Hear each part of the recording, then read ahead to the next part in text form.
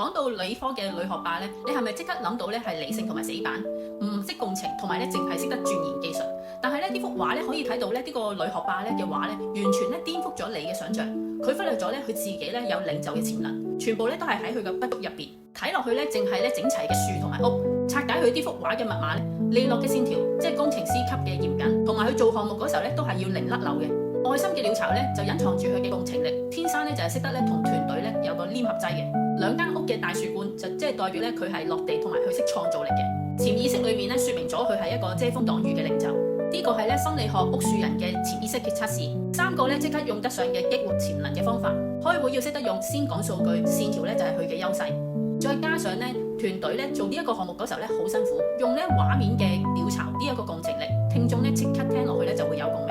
接 project 嗰時候咧就用方形屋嘅思維去拆佢嘅任務，留翻10%嘅時間咧用蘑菇屋嘅思維去試佢嘅新嘅方法，唔好咧死板而又有突破。每5分鐘咧臨瞓之前可以默念我嘅嚴謹咧同埋體貼，正係咧團隊需要嘅領袖特質。潛意識日積月累咧係會激活佢嘅野心。好多理科嘅女生咧其實係被標籤同埋遮住咗佢嘅實力。你會唔會好專業又夠能力，但係又好怕社交，想帶團隊咧又唔夠膽去爭取？可以留言111，我帶你做一個屋樹人嘅測試，幫你咧拆解咧潛意識嘅優勢。